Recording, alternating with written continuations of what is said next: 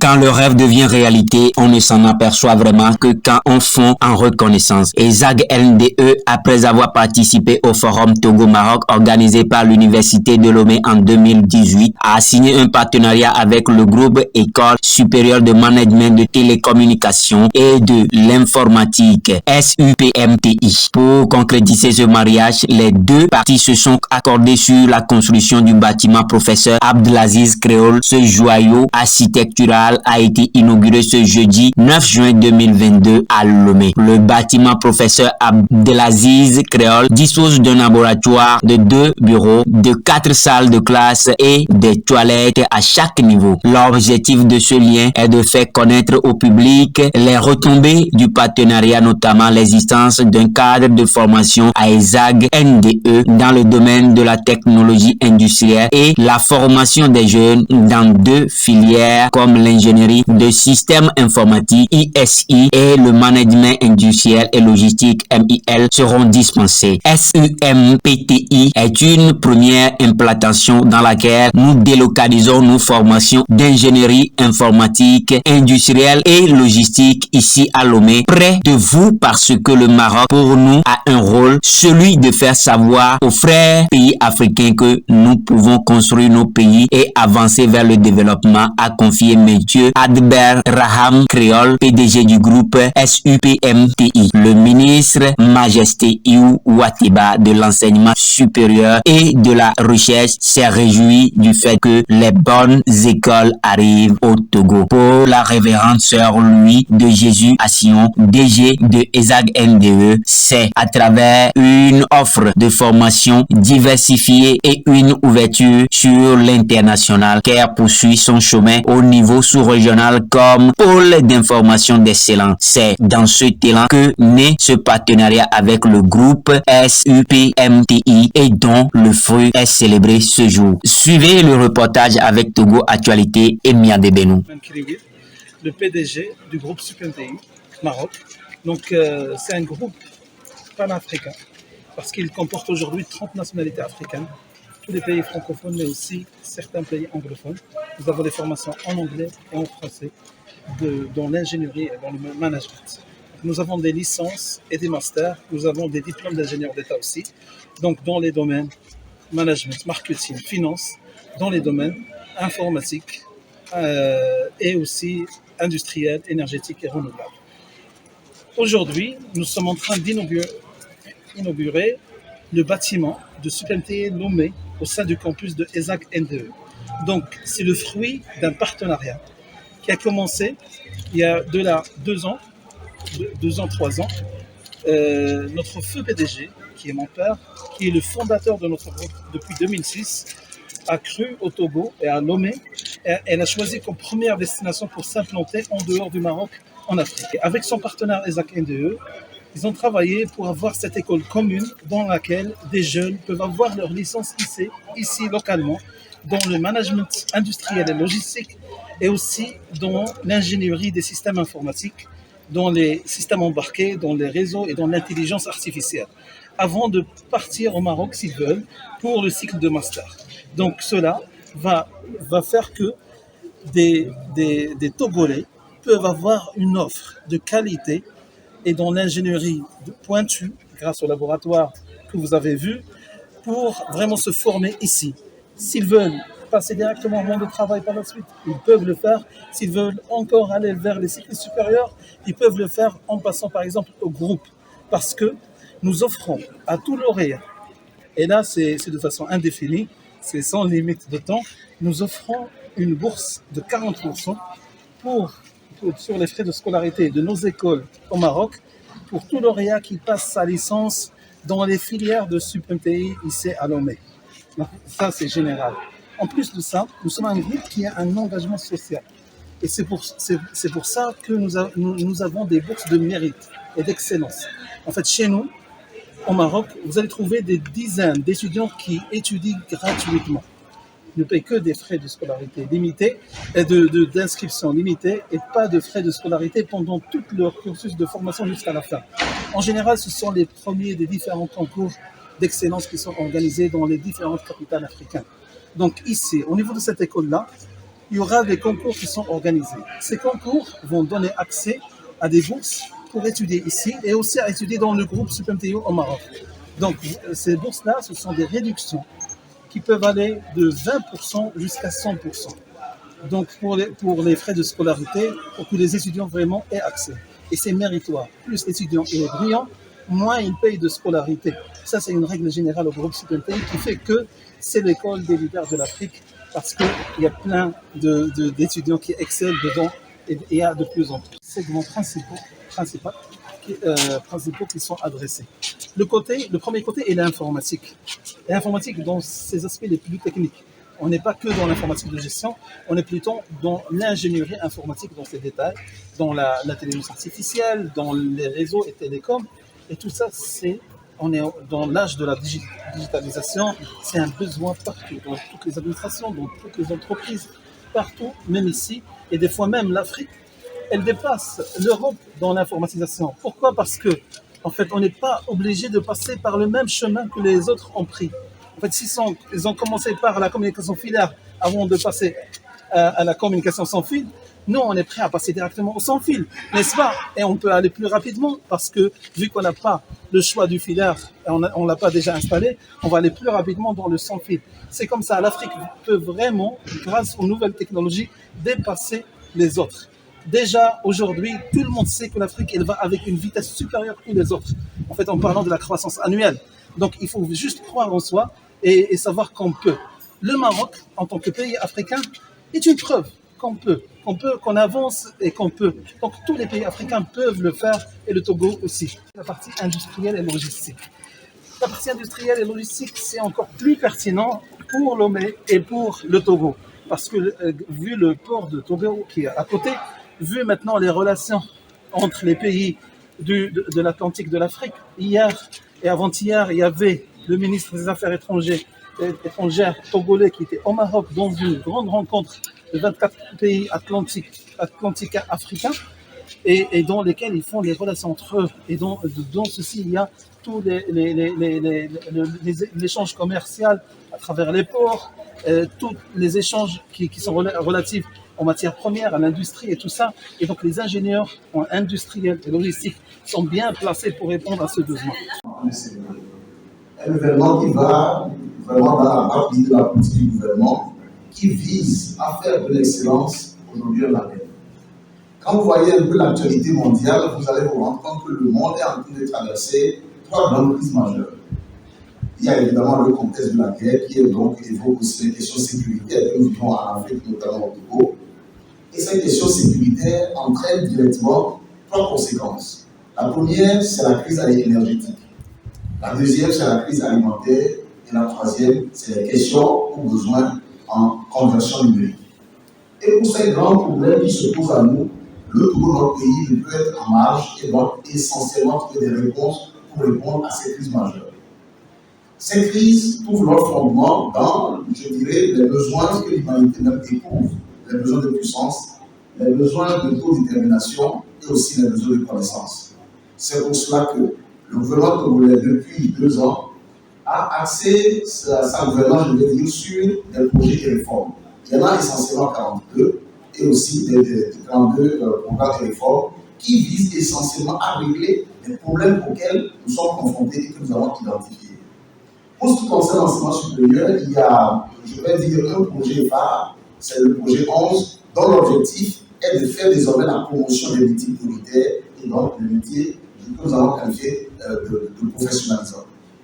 Ce qui veut dire que nous sommes désormais engagés à ne plus former des chômeurs. On veut former des hommes de métier. On veut former des gens qui arrivent à s'auto-employer et qui aussi accueillent des richesses. On ne forme plus aujourd'hui un apprenant, un étudiant pour demander un emploi, mais on forme un créateur d'emploi. Mais il suffit de marcher dans les rues de notre capitale pour vous rendre compte que ceux qui créent des emplois, ce ne sont pas surtout les métiers littéraires qu'on ne va pas négliger, mais c'est surtout les domaines d'ingénierie. Les domaines liés à l'informatique et au numérique. les domaines liés à l'alimentation de la population, les domaines liés aux questions liées à l'énergie. C'est pour cela que nous recommandons, nous vous encourageons véritablement à nous faire rêver. Nous faire rêver en créant des écoles innovantes, en créant des institutions qui permettent de solutionner ces problèmes du quotidien. C'est pour cela que lorsque vous nous aviez invité, parce que vous êtes en train de faire une coopération avec un pays assez dynamique, assez reconnu pour sa technicité et son niveau de développement, exemplaire d'ailleurs, nous avons accueilli cette nouvelle avec beaucoup de ferveur, beaucoup de joie, parce que nous sommes en train d'implanter chez nous des écoles qui nous permettront vraiment de rêver. Je nous exhorte à rêver très fort, à rêver même en couleur, parce que de ce rêve naît la lumière. Alors, lorsque nous nous engageons dans ces domaines prioritaires qui relèvent un peu de l'ingénierie numérique, nous pensons que l'un des challenges que vous nous aidez à résoudre aujourd'hui, c'est de faire en sorte, je l'avais dit au début de mon propos, c'est de faire en sorte que les bonnes écoles arrivent chez nous au Togo. Chaque année, le Togo paye l'équivalent d'à peu près 3 milliards de francs CFA pour payer les bourses hors du Togo pour les étudiants togolais qui émargent sur les bourses nationales, les bourses du Togo. C'est énorme. N'y a-t-il pas une autre possibilité d'inverser les choses, d'amener les technologies en termes de transfert de compétences au Togo, pour au moins pendant le premier cycle de formation de la licence, assurer au moins ces formations dans nos pays? Ce qui permettrait non seulement, eu égard au fait que les étudiants obtiennent le bac très jeune, à 15 ans ils sont bacheliers, c'est toujours difficile d'envoyer un étudiant de 15-16 ans à l'étranger. Mais s'il peut passer le premier cycle de sa vie d'étudiant dans son pays et poursuivre après ailleurs, je crois que ça lui permet non seulement de connaître davantage son pays, de connaître davantage les enjeux et de pouvoir ensuite aller à l'étranger quand il est adulte. Ceci aussi va permettre de limiter les choses des intellectuels. Quand vous avez un jeune qui part faire à l'étranger et où il va vivre sa vie d'adulte, il est plus enclin à accumuler les savoirs et la culture du pays où il se retrouve très jeune. Mais en lui permettant d'étudier d'abord chez lui, de connaître chez lui, d'aller chez lui, de savoir les réalités, de découvrir et s'offrir des opportunités de chez lui, avant de partir, quand il est assez mieux, vous avez plus de chances de le retrouver et de le donner au Togo servir. Parce qu'aujourd'hui, il y a une fuite énorme des cerveaux dans ces domaines que vous avez cités, notamment le management au niveau industriel, les sciences et ingénierie au niveau de l'informatique et tout, c'est des domaines très prisés. Nous voudrions former, nous voudrions appuyer, mais nous voudrions également que les personnes formées reviennent servir le Togo. La chose est claire aujourd'hui, nous l'avons vu avec la Covid. Quand les temps sont difficiles, tout le monde doit trouver la chimie pour répondre et résoudre les problèmes de chez lui. Le Togo ne veut pas être reste. Le Togo ne veut pas se laisser raconter ses besoins. Il veut participer en formant les fils et filles de ce pays pour venir lutter et apporter leur plus-value au développement de notre pays. Vous comprenez également qu'à travers cela, une fois que les écoles vont dans la droite de la politique gouvernementale, le Togo ne peut qu'appuyer, le gouvernement togolais ne peut qu'appuyer.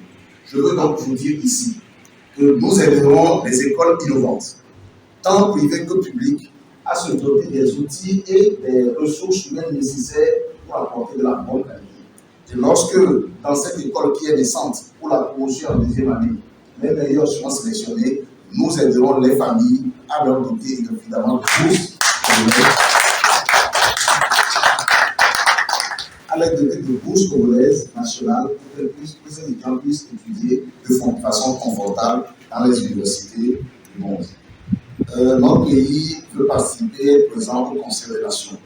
Pour ce faire, il faudrait que nous ayons des gens représentatifs, que nous ayons des gens bien formés, que nous ayons des gens dotés des intelligences nécessaires pour aller à la conquête du monde. Je nous souhaite cette belle aventure qui n'est pas du rêve et qui est une réalité qui se dans notre pays. Je vous en félicite et je vous remercie.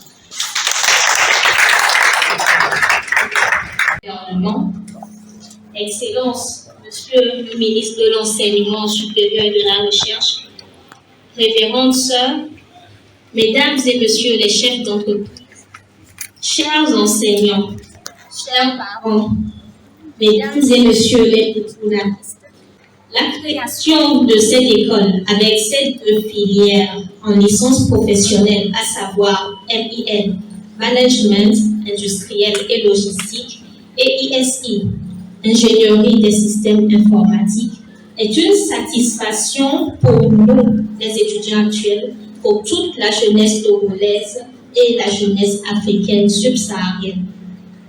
elle illustre la volonté de faire de la jeunesse africaine une jeunesse qui rivalise sans complexe avec les jeunes d'autres continents, surtout dans un contexte où les enjeux informatiques bouleversent les entreprises. Nous sommes conscients de l'attente qui est placée en nous et nous sommes appelés à véhiculer à travers notre professionnalisme la qualité de la formation reçue. Nous promettons d'être à la hauteur des attentes.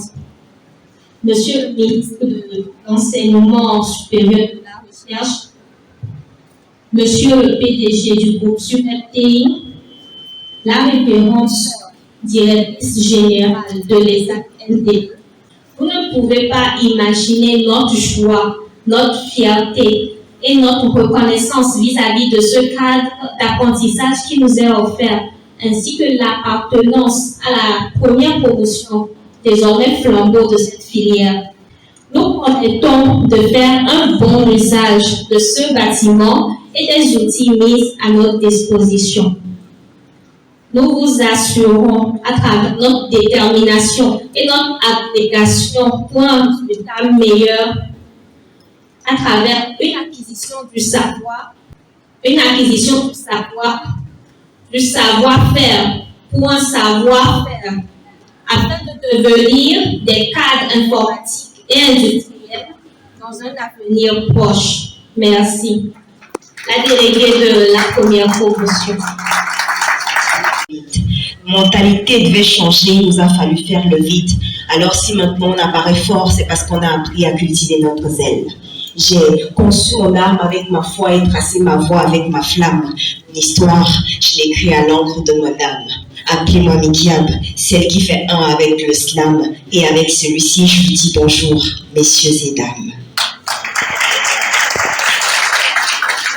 C'est un E qui des eaux diffère, parce que contenu dans un mot qui nous est cher. Un peu comme le D de dignité et le U de unité. Je ne parlerai pas du C de la confiance, ni du A de l'ambition. Encore moins du D de la tolérance et du I de l'intelligence. Toutes des lettres importantes qui bien placées dans du sens. Un peu comme le O de ordonnance et le N de négligence. Certains me demanderont de quoi je veux parler, d'autres n'auront même pas le courage de se prononcer. Puis il y a ceux qui m'ont bien écouté et qui ont sans doute deviné que ce mot dont je veux parler est un mot que nous connaissons tous, un mot simplement composé de toutes les lettres que j'ai citées. C'est un E qui des eaux diffère, parce que contenu dans un mot qui nous est cher, un mot qui détermine qui nous sommes et qui construit notre société, un mot qui dirige nos actions, nos aspirations et nos compréhensions, pilier de toute nation, je vous parle de l'éducation. En fait, elle est l'arme la plus puissante pour changer le monde, si seulement tout le monde en tenait compte. Elle est la base de notre existence et ce peu importe ce que l'on pense. Elle est le père, elle est la mère, tellement chère que quand on la perd, eh bien on en perd tous nos repères. Je ne saurais la décrire avec perfection et personne non plus d'ailleurs. Je sais juste qu'elle est importante et déborde d'énormes valeurs. Une chose qui peut te faire gagner ou qui peut te faire perdre. Une chose qui peut te faire réussir ou qui peut te faire échouer. C'est elle qui écrit nos vies et fait notre personnalité. Elle commence dès que l'on est et construit celle qu'on devient. En Afrique, on a même droit des coups que nos parents nous donnent avec amour. Ensuite, il y a l'école qui, elle aussi, fait sa part. Puis il y a la vie et tous ces défis qui nous éduquent tous les jours. En fait, elle est l'arme la plus puissante pour changer le monde, si seulement tout le monde en tenait compte. Elle est la base de notre existence et ce peu importe ce que l'on pense. Elle est le père, elle est la mère, tellement chère que quand on la perd, eh bien on en perd tous nos repères. C'est un peu qui des eaux diffère, parce que contenu dans un mot qui nous est cher. Un peu comme le D de dignité et le U de unité. Je ne parlerai pas du C de la confiance ni du A de l'ambition. Encore moins du D de la tolérance et du I de l'intelligence. Toutes des lettres importantes qui viennent placer dans du sens. Un peu comme le O de ordonnance et le N de négligence. Elle nous apprend à cultiver l'unité. Elle nous inculque la confiance et nous rend plus ambitieux. Elle nous enseigne la tolérance et nous rend plus intelligents. En fait, elle est le premier médicament sur ordonnance de notre vie parfois amère, mais la négliger est une chose qu'il ne faut pas faire. Et c'est conscient de toutes ces choses que Zag NDE s'efforce de jour en jour pour satisfaire la jeunesse que nous sommes. Alors, merci beaucoup.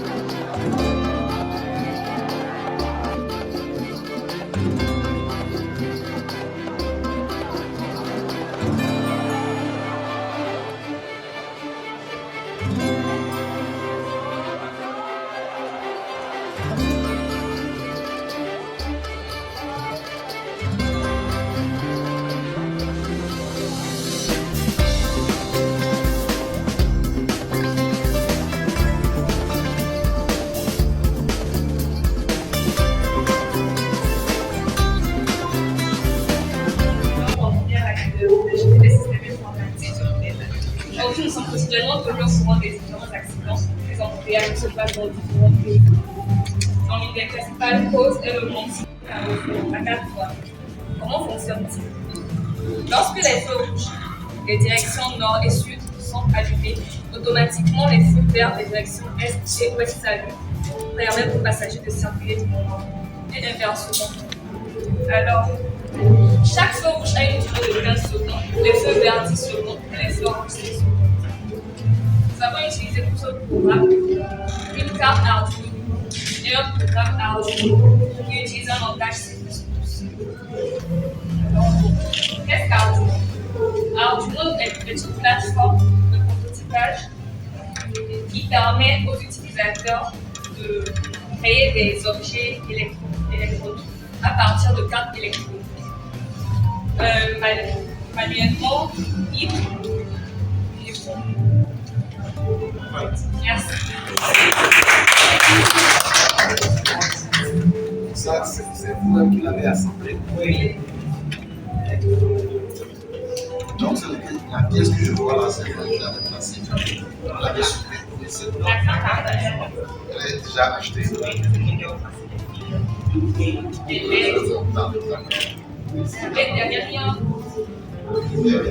Donc ça c'est Afrovision. Ça, je vois tout ça. Quand c'est rouge là, c'est vert là, etc. Donc ça veut dire que ça, vous n'arrivez pas à le faire seulement la carte de la pression.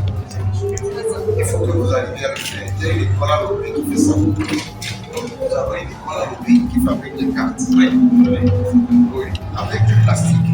Et des comptes aussi. Avec du plastique. Ils creusent dans le plastique. Ils mettent les circuits et ils fabriquent ça. Il faudrait qu'on arrive à ces équipes. Évidemment, un commutateur et un routeur. Donc le but c'est de faire communiquer les deux PC qui sont inspirés de réseaux. Maintenant pour ce faire, nous avons utilisé des cartes Internet, un câble console pour configurer les deux. Et donc, sur le commutateur, le rôle fondamental c'est de créer un réseau local. Mais dans une entreprise où il n'y a pas assez de moyens pour acheter autant de communicateurs, il faudrait pour créer autant de réseaux locaux. On peut utiliser peu de communicateurs. Ici, on a utilisé un seul, mais qui nous permet de créer un réseau virtuel. Donc, sur ce communicateur, nous avons créé des VLAN, un VLAN dans lequel se trouve ce PC, un autre VLAN pour ce PC. Ces deux PC, même s'ils sont connectés sur le même communicateur, ne peuvent pas communiquer parce qu'ils ne sont pas dans le même réseau. Donc, pour leur permettre de communiquer, nous avons utilisé un routeur pour faire du routage via VLAN. Maintenant, ma question, tout ça c'est très technique. Maintenant, on arrive combien? On veut savoir, sur le terrain, pendant si, je sais pas, vous allez travailler peut-être dans les bateaux, j'en sais rien. Pour connecter, quelle sera l'implication? À quoi ça vous servira? Pour dire que moi, ayant appris ça, je peux maintenant faire le management, tel navire qui accoste, tel qui est déjà parti. Je veux dire, quelle est l'implication sur le terrain? Dans quel domaine on va le développer? Je vais vous donner un exemple. Non, je vais